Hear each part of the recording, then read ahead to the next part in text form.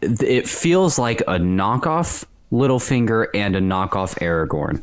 That's what that feels like to me. Hey everyone, my name's Nick. And I'm Ray. And today we're going to be talking about episode 5, Lord of the Rings, Rings of Power, and what was a good episode 4. We have gone back down the beaten path of not great episodes. What can we say?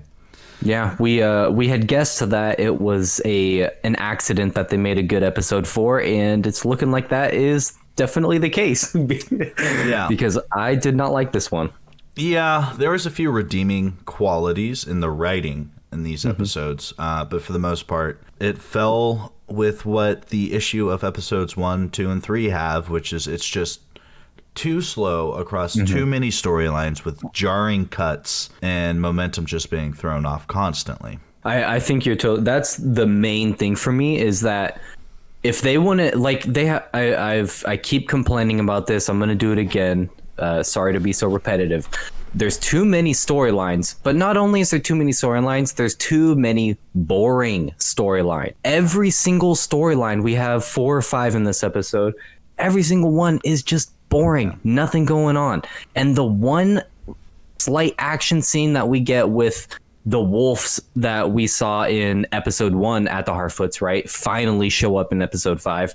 And what was that, like a 10-second chase, and then our stranger slapping the ground and they go away? Like, come on, give me a little more action. Yeah, so what it feels like too, it's like, so you have the storyline, in my opinion, that has the most passion, that feels the best, is the Elrond Durin storyline. That one feels the best. I feel like it has the best writing. I feel like it just is proper. You know, there's a humor to it, with a sense of like weight that's done pretty well. Then you have the Parfoots, which is just bad humor and a weighty storyline for some reason too, when there's nothing at stake there. Then you have Arondir's storyline where there is high stakes, right? And that should be your action-packed storyline, and so far it's not. Then you have Galadriel's Numenor storyline, which is supposed to, I guess, feel like a Game of Thrones, if anything. It's supposed to be this political intrigue that's done so very poorly, might I say. And the characters that are written in it, I mean, Elendil, I like him, but Isildur really rubs me the wrong way. Galadriel still kind of sucks. Halbrand had a quick 180. It's written poorly too. Yeah. So it's just like there's these storylines that have different themes or are supposed to, and they're not doing it particularly well. None of them, except for maybe Durin and Elrond. You can maybe make a case for that one. Yeah, I like the Durin Elrond, and I also like individually the stories. I like the Durin and Elrond, and I like the Arondir story. But my issue is we also, in the whole series and as a whole episode, it's just boring. There's too much slow stuff going on. Yeah. I feel like, and maybe their decision to do this one episode a week is also lending to a very boring time. Because if every single episode in the season came out all at once, and you were just able to binge episode 1 through episode 8, maybe you would get a different feel. And we'll be able to see that after the season finally comes out. But since, episode 1, boom, okay, we're getting introduced, I'm bored, but it's a new show, cool. 2, I'm still bored, there's a little more coming in, it's kind of cool stuff, Durin and Elrond, cool. But episode 3, boring. Episode 4, oh, okay, they're picking up finally. Episode 5, okay, never mind, we're boring. Yeah, it felt like episode 1 had a right to be slow. Episode 2 should have been picking up, and it didn't pick up enough. Episode 3, I think, is the worst episode probably out of them. And it was just atrocious. I didn't like it at all. Episode 4 was like, all right, finally, shit's going to happen. Episode 5 said, no, we're back to the slow, and it just, it sucks. It super sucks. Yeah, and that's kind of like my example is the Arondir one. Whenever they're sitting on the top of the watchtower looking out over the orc camps, and the woman asked, how long? He's like, days, maybe hours. Like, what?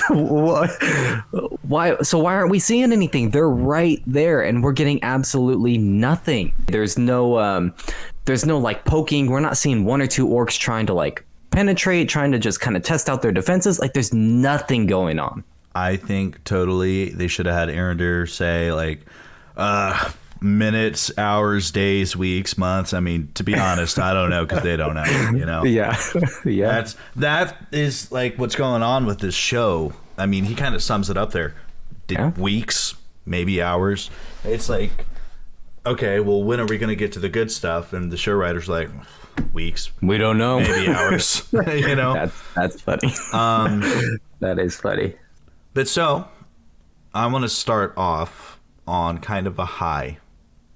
Okay. Because most of this episode's probably going to be a low. So, on the high, probably my favorite scene so far in the show, and all around a good scene, I think. Durin and his table. Mm-hmm. I thought that was properly funny after, right? So, like, it was acted well. He was like, you know, the stone, it's at a certain depth, and we use it for, like, the burial of the dead. And, like, Gil-galad's face is like, oh, well, yeah, you can. All right. Yeah, well, you can have it. Yeah. Sorry about that, man. You know, and in my mind, I'm like, it's Durin, you know? And then Elrond immediately, he's just laughing when the elves almost drop it, Durin. And then he's like, yeah, Decent wanted a new table, and here we go. And I thought it was well done, well executed, funny. Mm-hmm. It was pretty funny, yeah. And it is in tune with their characters. It feels right for their characters, you know?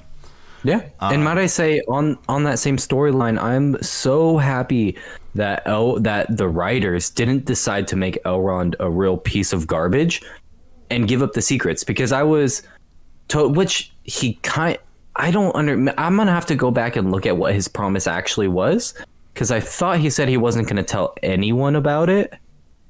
And then didn't he tell Celebrimbor about it and like literally give it to him to be tested, but he just didn't tell the king. So I was like, or maybe he didn't. I don't know. So that one I get, and I think that is subtle writing. Sure. He never really broke it by saying, yeah, no, Durin gave me this. I got it in the Mines of Moria, blah, blah, blah. Okay. It was, you know, King Galad laid out this whole thing, and Elrond's a bad liar. But it's just like, I can't break my oath, which tells Gil-galad and Celebrimbor that, yeah, they have Mithril. They found it, you know. Yeah. And once he hears the gravity of the situation, he needs to ensure that it's true so he can talk to Durin about it. Be like, hey, turns out we're dying. Just found this out. I try to keep my promise as best I could, but these people talk circles around me right now, you know. Yeah, no, and I was only bringing that up to say he did keep his promise, but then I was like, he just showed Celebrimbor, so kind of not. But it's fine, because overall with that writing in the story, I was expecting Elrond for the writers to just be like, all right, Elrond's gonna have to break his promise, but no, they actually had him keep his promise, and I was super happy about that. I was like, oh, that's awesome. They had him keep his promise, and then Durin, he confided in Durin, like, look, I'm getting pressured hard, and I don't know what to do here. And then Durin's like on his side, like, look, man, let's go to my father, and we'll try to talk him into it, because that's not good. So I think, and this is where I think this episode's strengths really came in, and it happens in a scene with Theo and Arondir as well. This episode, it doesn't have them play with these secrets in the dumbest manner possible. It has it done like how it would feel almost naturally, you know. Elrond tries to keep his promise, and he gets told this huge information, and instead of like, all right, well, I'm gonna fully break my promise and tell you and not tell Durin, he went and talked to Durin, and Durin said some funny shit, you know, give me the meat, give it to me raw. And he's just like, all right, so we're dying, and Mithril might be able to save us. And Durin's sitting there, and he's like, not mad at all, because why would he be? And he's just like, all right, so the weight of the elven people is in my hands. And he stays humorous about it. He's like, all right, well, let's go talk to my dad and figure this out, you know. And that's like really well written friendship, mature writing, because these are mature people, and just smart. It's like, that's good writing. Why can't you apply that to everything else? And I think because this Durin, especially, we're focusing on that one right now. The Durin Elrond one, it's gonna take, that one takes time to develop well like this. That's been a good one that's been processing over 3 episodes now, and they're just trying to do the same thing with the other ones. What I think what should be happening is the Durin Elrond one should be a slow burn. It should be like they're showing us I'm invested in this relationship between the two of them now. I like their friendship. That's good writing in showing us getting us invested in a friendship between two characters. Yeah. But they're trying to do that with every single one, and we on the opposite side of the coin, the Hardfoots, I'm not invested in that shit at all, and I don't care about them at all.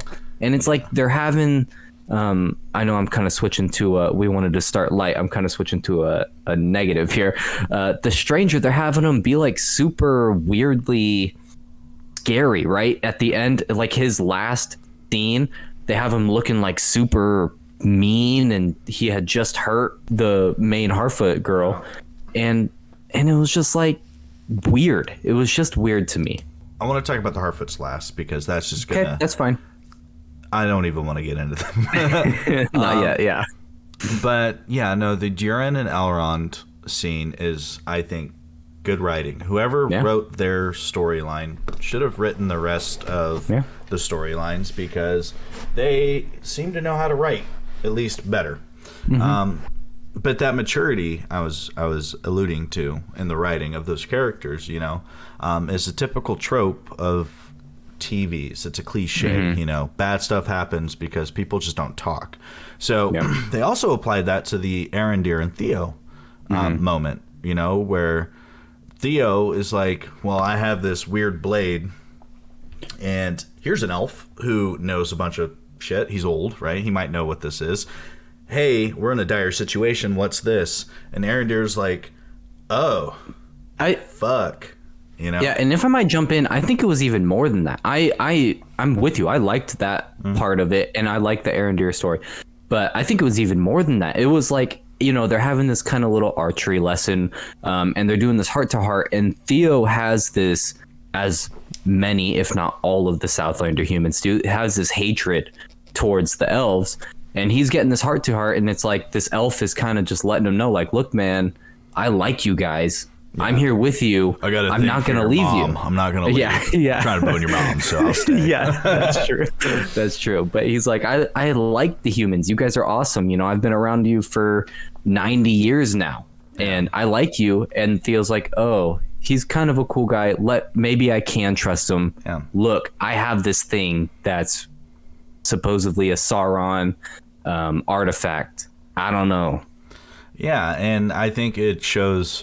That right there is good development for Theo, who in the past 4 episodes hasn't really had much dialogue aside from yes ma'am or no ma'am, you know. And this episode, they gave him some, and he developed properly in this episode. Whereas I think his mom kind of took a step back. You know, she's like, we can fight, we can do this. And then immediately he's like, we can't, we're done. You know, and it's like, come on, you guys are building her up to be the stronger woman than that. And then you have her just fail. Is that a moment of weakness in character for the public, or a moment of weakness for Arondir, who she might be more emotionally vulnerable to and is like trying to rely on him? Each one kind of... So the first one, she's just breaking down. It's just bad writing. But if it's for Arondir, okay, there's some development there. So really, that one will be answered later, which we'll see. But... Yeah, no, the Arondir storyline itself is probably my second favorite in this. Yeah. But it should have more action, I think. It does not have a lot of action. I agree. Just to kind of take a step back really quick. I like where the Durin Elrond is. I think that one's good. I like and I'm with you on my top two. I think Durin Elrond is my favorite, and then the Arondir and the Southlanders, Theo. I don't even remember the woman's name, but his love interest. That's my second favorite. I agree with you. It should have more action. I know. Hot chick. I don't know. So I think that one should have a lot more action. And I think the issue with the other ones is the action's just not going there, and they're trying to do the same boring, slow burn thing. Like Hardfoots, man, just make them kind of funny, whimsical. Give me some more fucking action. Let's get some stuff. Yeah, get the ball rolling. I don't care about have the wolves eat that old lady who's just annoying. Yeah, would have made that so much more interesting right there. Yeah, I don't know why nobody got killed, hurt. Yeah, no one got hurt. There was nothing that happened. But we're saving them. Yeah. For a second, so I won't go too far. But I just think there needs to be more going on. They're trying to make this whole show super slow burn and boring, but they have so many storylines. They're taken away from everything else. It's too much. You got to hurry the hell up. So the other thing, so that's about it for the goods for now, right? So sticking with the Durin, Elrond, and the Arondir storylines, this is where it started to get a little weird for me. The Silmarils being Mithril, right? The Mithrils, maybe. So Mithril is this light of the Valinor, of the realm of Valinor, essentially, right? I gotta say, I didn't really care for that explanation on what Mithril is. They were trying to give you some explanation on why Mithril is so much better than everything else, but I didn't really like that one. So here's the thing with it. I'm not super upset about it because if you're an elf, you're in Middle Earth, you know you're dying, you're the greatest craftsman ever, and you come across this miracle ore that stems from a legend, you might be like, oh, well, hold on. Mithril might be the lost light from the Silmaril. It might be. Who knows? Let's get some and give it a shot and see if it stops the decay. All right, that's a logical hypothesis that you could come to, and then to try it out. I don't know if that's the case. I really don't. But I'm not super mad at it. But it also just kind of felt out of left field. Right, and it felt like a Deus Ex Machina, you know? Yeah, and that's kind of what I was saying. Is like it didn't.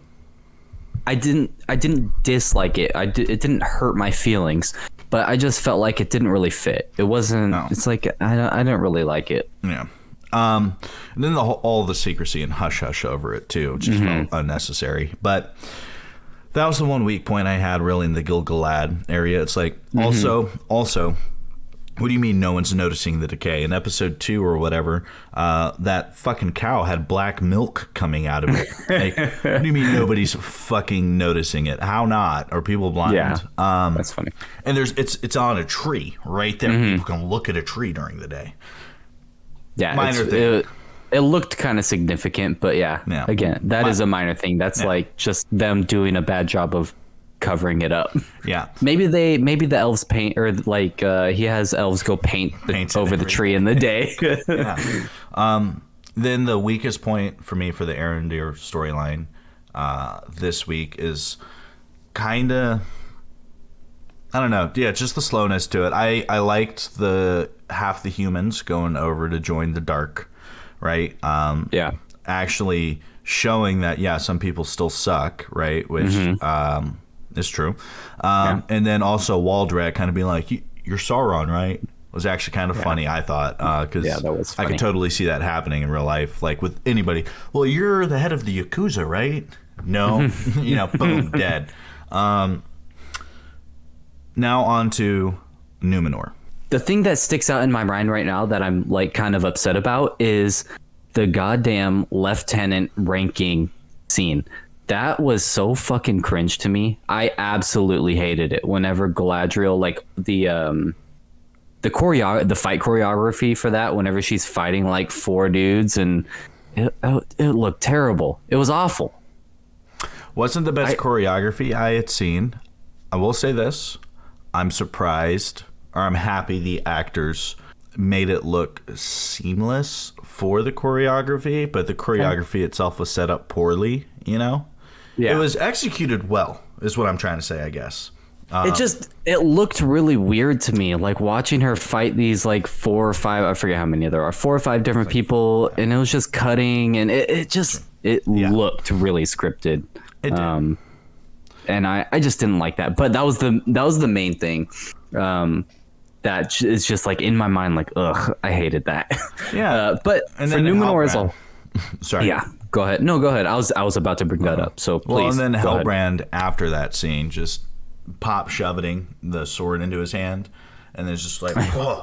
Yeah, that was Go. stupid. You know, and she's like, I've never known a blacksmith to be able to do that. It's like, So you dumb. haven't seen people kick a sword up before? You haven't, dude. When I played lacrosse, I used to fucking all the time. What do you mean? I wasn't a major league lacrosse player. Like, shit's not hard to do. What do you, dude? I was just like, oh my god, that's overblowing this. But it's another moment, that Galadriel thing, though. It's another moment of the hero being so overpowered. Mm-hmm. You know, where it makes a little more sense in this case because these are fresh cadets, and she is a skilled warrior of hundreds of years or whatever, right?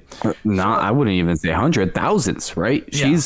I mean, when did the Morgoth battle take place? She's and how old is she? She's supposed to be like 4,000 or 5,000 years old, right? So it makes sense that she'd kick their ass. I just think it could have looked less scripted. Yeah. That's my thing. I'm fine with her being so far beyond. And to be fair, right, she didn't start practicing the sword until 2,000-3,000 years ago. So she's a little, she didn't get 5,000 years of training with it. I understand. But yeah, it just looked way too clunky and scripted to me. Yeah. It was like, ugh. But yeah, her being so much better than these fresh cadets, I'm fine with that. I'm totally fine. Yeah, same. Numenor, as a whole, the Faroz guy, the big bearded blue guy. Yeah. I can't tell if he's like a wannabe Socrates almost, or Pericles, you know, trying to be this the super politic because I'm super philosophical, but also what he was saying was making sense. You know, why would we not send people to the Southlands where there's all this ore and wood, and like, you know, we would be trading with them. It would be very beneficial to the kingdom. And then his son is just like, that's a smart argument. Let me go burn the fucking boats. Yeah, it seems to me for that dude, I mean, that whole conversation made me feel like he's kind of gunning for the throne. Yeah.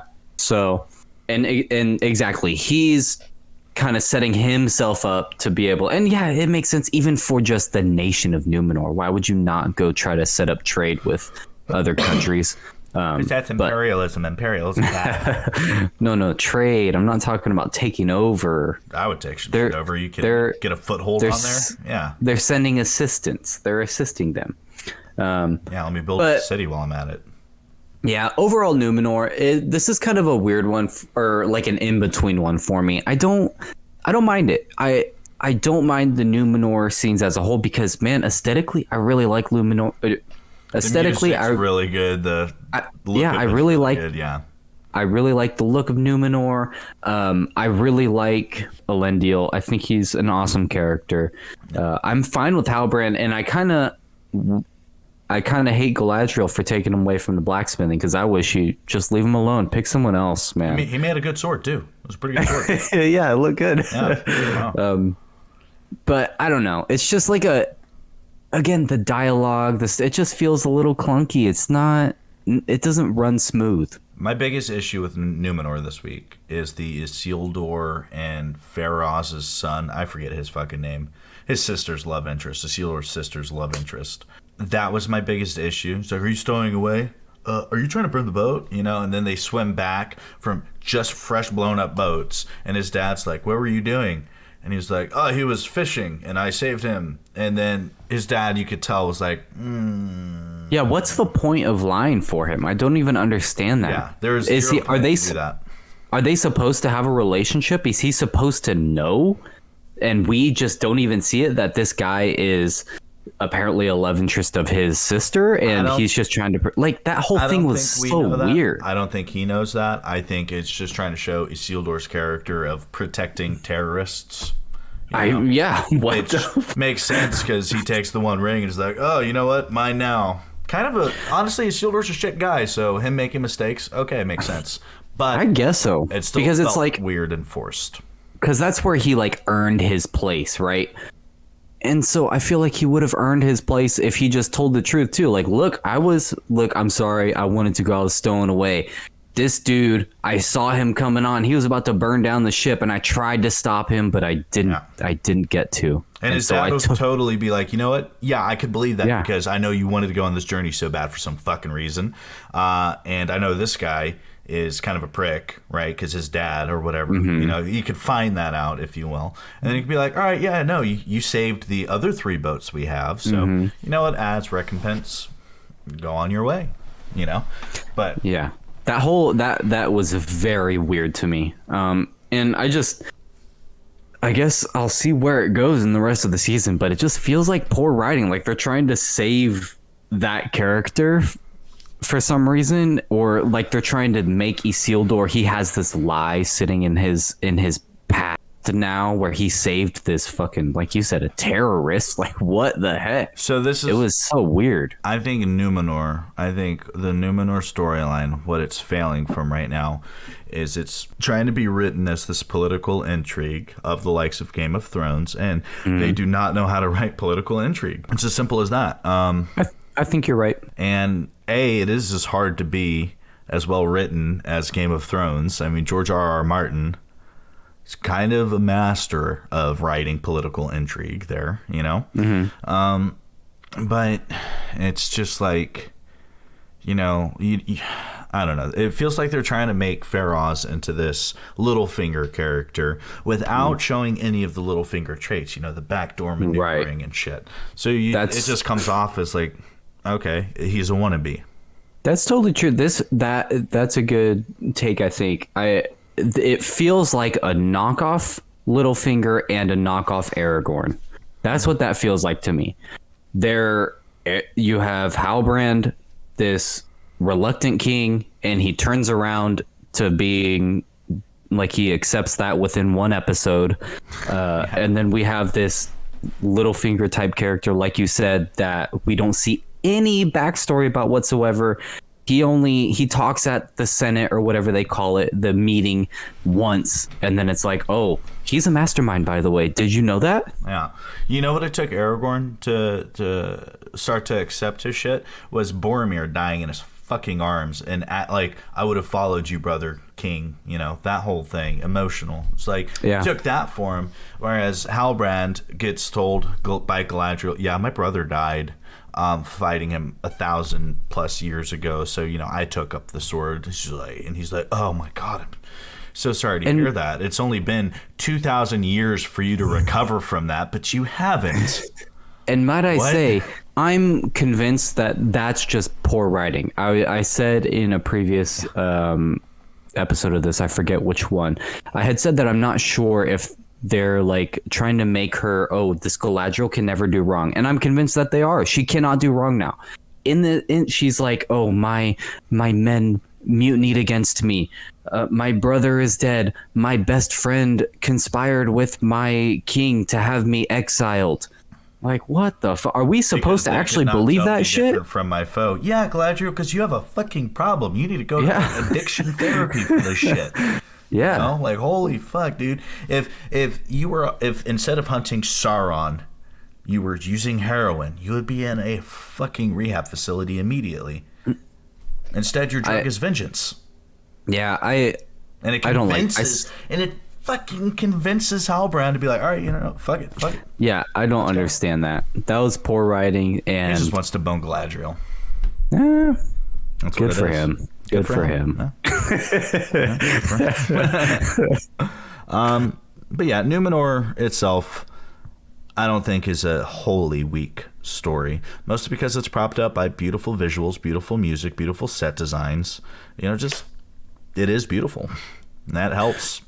Yeah, and I'm gonna say it again. It's just too many storylines. They're trying to give us this Game of Thrones. They're trying to give us this Lord of the Rings Aragorn storyline. They're trying to give us all these fleshed out things without having to do the legwork for it. Yeah. They're trying to give us these 4 different storylines without getting us invested in any of them except for like maybe 1 or 2. Now, for the worst. The Hardfoots. Episode 4 was so good because there was an absence of the Hardfoots. Episode 5 comes back in Hardfoots. And they start off great with a fucking song. Past eyes of pale fire, black sand for my bed. I trade all I've known for the unknown ahead. Yeah, it was some really unnecessary filler. Like, why It's like 2 take minutes. Yeah, exactly. Take that time to give us some other stuff. And Or use that as the intro. Instead of the intro being the intro, have that be the intro and play like whatever you want to in the intro, like your director shit over it. that's a good point because I mean obviously they're trying to show us the time, like they're migrating, right? So they're trying to give us this idea of look how far these little Harfoots are traveling. They're migrating so far. But yeah, it just took too long, and it's taking away from other stuff that we need to know and that we need to get the ball rolling on. Yeah. So yeah, exactly. We get 2 minutes of this looking at a map with a friggin' song going in the background. It's like, what the hell, man? I am glad that the old wizard, not Gandalf man, is starting to learn language and starting to talk. That feels good. Fine, just get him up and talking already. Yeah. Honestly, like it's been long enough. Yep. With that, however, we come across the 2 scenes with him. Right? He slaps the floor, creates a shockwave, breaks his arm. Okay, whatever. He doesn't know how to control his power. Yeah. And that was fine to me, and we spoke a little bit about it. Like you said, I wish there was a little more devastation from those wolves, right? We got one showing of one wolf in episode 1, Yeah. where it just like barely peeked over a hill, and then all of a sudden they're still chasing them in episode 5 and out of nowhere. So give me like those 2 minutes that you were singing that song over a map. Make that some action going on. Have a couple of Harfoots getting killed. Come on. Yeah. The issue with the Hardfoots right now is there's no skin in the game. No one's actually hurt. They're trying to, they'll be left behind. That's the skin in the game. That's not a fucking skin in the game. They can actually continue the fucking journey and just get there and meet them there. What do you mean? But with that, it's like, I think that's the biggest thing. It's too safe. They're playing it too safe with the Hardfoots. The scene where the old man wizard, not Gandalf, puts his arm in the water and is like, healing it, I guess, if you will. Nori does the dumbest fucking thing imaginable. It's like, hey, stop. What are you doing? Stop healing yourself. Hand on arm. Oh, I'm frozen. No. It's like, Nori, you don't know what he's doing. Probably don't walk up and grab his fucking turning to ice arm. She really cares about him. She needs to. I also feel bad for the actor playing the old man, not Gandalf wizard guy. He has like nothing to work with to act. And I don't think he's doing necessarily a bad job. But the Hardfoot storyline, he got placed in the worst one. So it sucks. Yeah, I mean, it's just, it's really, it's not great. I just wish that story would pace up. Like, I don't understand why it's so dang slow. Like, give me some action. Bring the tempo up. Let's see some stuff going on. Why? It's walking simulator. Why are we just watching them walk? This is kind of feeling like Final Fantasy 13 before Chapter 13. Yeah. Chapter 14, you get the open world Final Fantasy finally. But to get there, it takes 10 fucking hours. And you're like, of just linear storytelling that's all over the place and paced horribly. Then when it finally opens up, it's actually a good game. It just takes so long to get there. And I'm hoping at this point, season 1 is that. It takes so long to get there, and then after this, it's fun. But I don't. But I mean, they're gonna. So they already have lost a lot of their original fan base just out of like people not trusting them to do a good job, right? So if you're just taking the whole season 1 to set up your story, that's fucking boring. Like, you're gonna lose way more people, because if it's gonna be like this, and look, I really hope that they pick up in the last, what are we, 3 episodes now? I really hope they pick it up and we get a good end of the season. I'm not hopeful. I doubt it'll happen, but it's like if it's just gonna be trash the next 3 episodes, guess what? I'm not gonna watch season 2. So you lost me as a viewer. This is how you save the Hardfoot storyline. You get that Madonna-looking chick at the side of the meteor, the cult-looking bitch, right? The shaved head, blonde hair, that girl, whoever that is. You have her take her little cult of evangelist Morgoth people, probably, and you have them go murder some fucking Hardfoots looking for the guy, okay? You fucking turn that storyline dark as shit, so that way their friendship can overcome it, but that way it's interesting, you know? Yeah. Arendir, let's watch a fucking siege happen. Numenor's going to show up in time to save it. Sure. We know that's going to happen. That much is clear. Yeah, and unfortunately, again, it's just because of... Yeah, thank you for mentioning that. I forgot about it. Unfortunately, it just feels like a bunch of knockoff stories. Like, is this just going to be a knockoff Helm's Deep? Like, just a worst version of that? It's on the waterfall. It's like, it's just a worse version than that. Like, oh, we're gonna get the Numenorians coming up from behind them. That it would be hilarious if it was like at daybreak. Yeah. What needs to happen, these writers need to fucking rip some lines of cocaine before they start writing, and just go with whatever's written, because I guarantee it'll be better. Overall, I think this was a really boring episode. We said it in the last episode 4 review. It was a fluke. Episode 4 was a pretty good one, and we're back to the same episode 1 through 3 pace of just boring as hell storytelling. This did feel better than episode 3 in my opinion. Sure, episode 3 is still the worst, but it was still really boring. Yeah. I did not enjoy it. I'd agree. But yeah, no, they need some major soul searching to do in their writing process, and they need to tap into the darker roots of their nature, right? They want to talk about this diversity and shit that they're casting, right? Oh, well, we want to be diverse and stuff. Cool. If you want to make that, go make a children cartoon, because that doesn't, if just pure hope, pure good is your message, that's not going to make for interesting television, especially set in a world with orcs rising, Sauron. You know there's going to be deaths. You know there's going to be battles.